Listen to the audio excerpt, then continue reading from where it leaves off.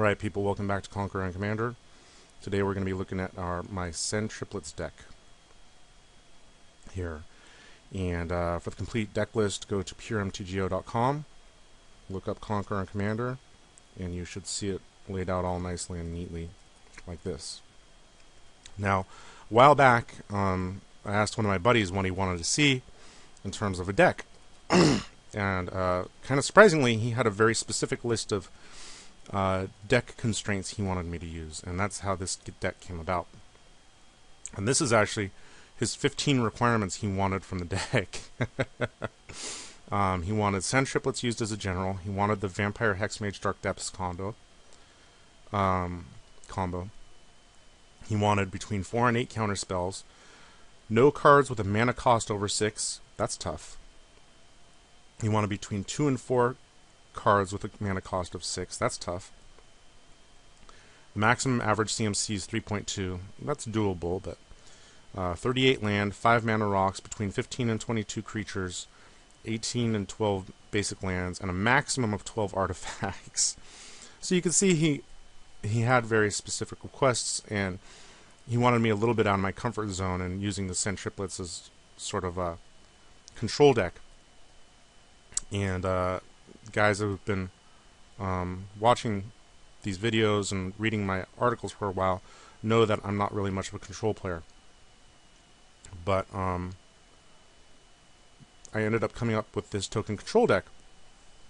So the triplets by themselves don't really lend themselves to any specific strategy other than Esper control. You know, they basically allow you to look at an opponent's hand and play cards from their hand.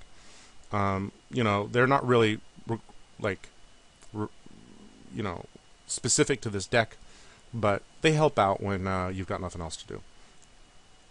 But the way I got around the average CMC cost was by including a few X spells that created tokens, and then, you know, doing the regular token control deck. The biggest problem for me with this deck was the limitation on the cards with CMC of 6, because there was a bunch of cards I wanted to use, like you know, Mirror Sigil Sergeant and Reliquary Angel, and you know, just a whole bunch of like goofy stuff at the 6 mana spot that I really wanted to use and I just couldn't. So let's just take a look at what we got going on in this deck. The first is the token aspect. It's obviously primarily white cards. We have some goofy stuff and some not so goofy stuff. So, Entreat the Angels is a great card, especially if you have a way to stack the top of your deck, and I have a couple ways to do that.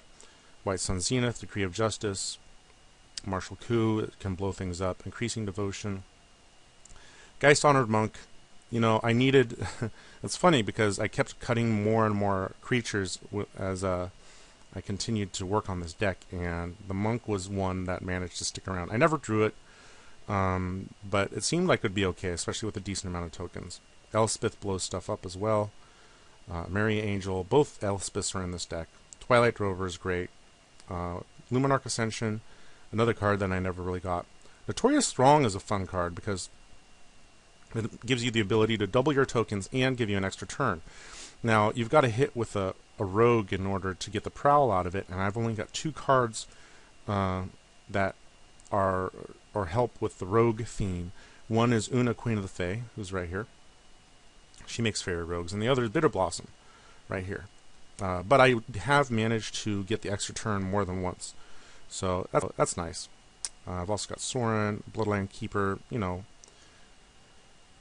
Despite the fact that there's a decent amount of token making here, you're not always going to be making tokens. It's not like you're not going to be able to keep up with a the Redeemed deck, or a Gave deck, or any of those like dedicated token maker decks. So you got to kind of deal with more destruction. Martial Coup obviously helps out with that. We've got, these are all our destruction cards. Austere Command, Return to Dust, Path to Exile Swords, Bajuka Bog gets rid of graveyards, Strip Mine, Vindicate. Merciless Eviction actually worked out real well in this deck. Being able to exile a lot of stuff was really nice. And because you're mainly playing with tokens, you usually don't care if creatures get hit. This Grave Pact right here, I was trying to decide between Grave Pact and Braids Cabal Minion. And Braids, can actually tick a lot of people off. If you manage to get out in early Braids with Bitter Blossom, that just like stalls the entire table out. Because, you're going to be sacrificing stuff. And I just didn't want to be tempted to do that play. So I decided to go with Grave Pact. People hate Grave Pact, but, they don't hate it as much as Braids. Alright, and since we're playing Esper Control, we're obviously going to need some land help. We've got land tax in here, Ancient Tomb and Temple of the False God to help us. Mana Crypt Soul Ring, Chromatic Lantern, with Mana Fixing, Coalition Relic, Darksteel Ingot. Druidic Satchel has the nice benefit of being a little bit of token making plus Mana Excel, and then Solemn Simulacrum. So that's pretty standard stuff. For card draw, we've got some of your basic stuff. Phyrexian Arena, Skull Clamp, Rhystic Study. It's just amazing to me that so many people don't pay the tax when they're able to. And I understand you want to play all this stuff in your hand, but Rhystic Study draws a ton of cards, and it's awesome. Jace was a nice little card draw. Slither Muse. There was a few times where I ran out of cards early on when I was playtesting this deck, and I thought Slither Muse would work well, but he never came up, so I don't know how well he did. Coastal Piracy is awesome in this deck. You're able to draw a ton of cards, especially if you have a few tokens out there. And then Time Spiral, is a draw 7 and lets you reuse all your stuff. Any control deck needs its tutors, so we've got Imperial Seal, Vampiric Tutor, Demonic Tutor, Mystical Tutor, and Trinket Mage. There's a bunch of Trinket Mage targets in this deck, so you always have something to search on. Mystical Tutor, Vampiric Tutor, and Imperial Seal all have the ability to put Entreat the Angels on top of your deck, so you can miracle it out. There's nothing more annoying than starting off with Entreat the Angels in your hand, or drawing it when you don't have any mana. So at least this way you can kind of stack the deck. We have some recursion on top of Time Spiral. There's Elixir of Immortality, another Trinket Mage tutor target.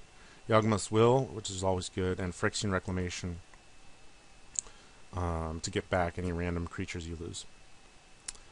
There's there are 4 counter spells. Spell, Crumple, and Hinder. Both are able to get rid of opposing commanders. And then there's Mana Drain, which helps out with all the X spells, and Pact of Negation. I did lose one game to Pact of Negation when I only had 2 blue mana sources out, and I cast this, and then somebody bounced one of my islands, and I wasn't able to pay for it. So you got to be a little careful. Cyclonic Rift is not a counter spell, but the good thing about it is that you can bounce the stuff and then counter it when they play it. This is a great card. We've got some random stuff here that all kind of work with the token theme a little bit. Falconwrath Noble, Blood Artist, Vault of the Archangel can help with gaining some life back. Suture Priest is another one. Mirror Weave led to some big plays. If you've got a bunch of tokens out and like somebody's got a Drogskull Reaver out, I managed to copy the Reaver, and I drew almost my entire deck to the point where I only had 5 cards left. So you got some nice, fun, goofy stuff that can happen with Mirror Weave. Phyrexian Tower is a nice sack outlet, especially if you have Grave Pact out. Sublime Archangel, I needed like some big finishers, because aside from Entreat the Angels, there's no like real big, like, oh my god, what the hell just happened kind of spells. And I figured the Archangel would work out well as a big flying beater with a decent amount of tokens out. And Cathar's Crusade is actually the main game ender in this deck. With the X spells, you can make a mass amount of like 8/8 tokens, or even bigger, with the Crusade out. This is the card that like really pushes you over the top. Scroll Rack helps you dig deeper into your deck and works well with land tax over here. Finally, I did include the Hex Mage Dark Depths combo. I managed to pull it off twice One time it Merit Lage actually got all the way and won me the game. Another time it didn't matter. It was too late, and he was only just like a solitary blocker against a token deck. And I included Hex Parasite. Hex Parasite ended up actually working out really well. Number one, it's a Trinket Mage target. Number two, there are a lot of people out there running around with Planeswalkers, and the Parasite can kill them. And then on top of that, there's a bunch of like people using +1/+1 counters out there, and he always had food to eat. Always. He got to the point where, like, when I was playing him, people were like, crap, I gotta kill him because I can't play my deck with him out there. So, we've got those, and then there's 38 land, one of which is Maze of Ith. Other than that, it's pretty, standard stuff. I did go with 12 basics and a bunch of bounce lands. Maze of Ith is just a solid, like, early defensive card. So that's the deck. It meets all the requirements. If I had my druthers, there are 2 cards that I would include in this deck that I wasn't able to. One of which is Army of the Damned. There's plenty of times where I thought Army of the Damned would have been better than Increasing Ambition. Because, number one, it's just much more bang for the buck. The tokens are bigger. Everything about it is just bigger and better. It does cost more mana than Increasing Ambition. Or, I'm sorry, Increasing Devotion. My bad. Yeah, Increasing Devotion is 5, whereas Army of the Damned is 8. And these are little 1/1s. But, yeah, if I could squeeze Army of the Damned in there, I would. The other card that I wanted to stick in was Elish Norn. She pumps all your little tokens, and then she also squishes everybody else's dudes. But again, she costs 7 mana, so I wasn't able to put her in the deck. The deck actually worked pretty well without these cards. It's a slow deck, and occasionally you do get overrun early on by like super aggressive or super combo decks.